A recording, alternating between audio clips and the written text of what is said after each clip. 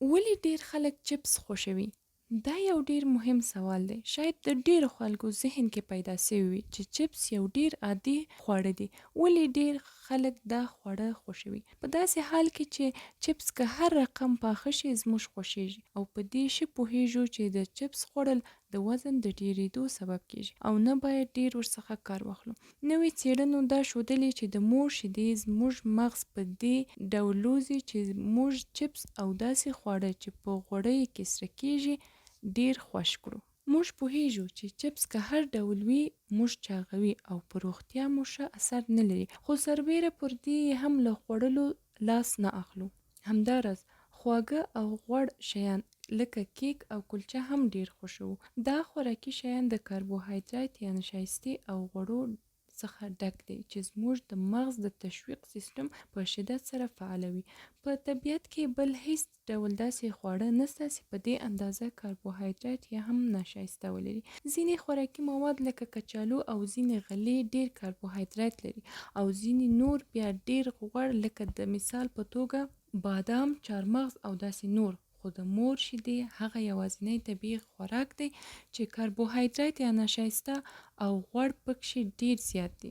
کارپوهانو له همدې امله وایي چې د مور شیدې زموږ مغز په دې ډول روزي چې موږ بیا دغه مرکب شیان خوښوو، یعنې هغه خوراکونه ډېر خوښوو چې کاربوهایدرات او غوړ پکې ډېر وي. خو نن سبا دا یو ډېره لویه ستونزه ده ځکه دا خوراکي مواد د چاغښت سبب کیږي.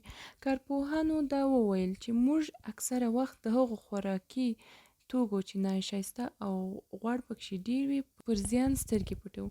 نو ښه به دا وي چې سړی ژر تر ژره له دې خوړو څخه لاس واخلي، ځکه د انسان د مغز د تشویق سیستم په عمومي توګه پر لږ دغه ډول خوړو قناعت نه کوي، بلکې په زیات مقدار یې غواړي.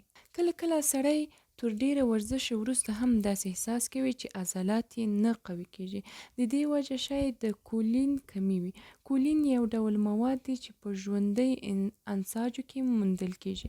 دا د ویټامین بي کمپلیکس د کورنۍ غړی دی او د حجرو د باندني جال په جوړولو کې ونډه لري. په یو تجربه کې دا موندل شوي چې هغه کسان چې په خوړو کې کولین په کافي اندازه شامل نه وي تر 12 ورځو پرله پسې او منظم ورزش وروسته یې هم عضلاتو کې کم شوالی نه لیدل کېږي.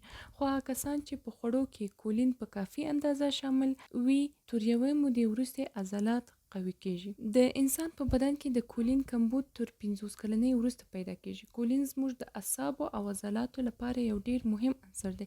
که څه هم چې زموږ بدن کولین تولیدولی شي، خو سره له هغه د خوړو له لارې د کابو 500 ملي ګرام ترلاسه کولو ته اړتیا لري. نو د دې لپاره چې له غوړو خوړو څخه لاس واخلئ، طبیعي خواړه لکه سبزي، لبنیات او داسې نور شیان استعمالوئ. مننه.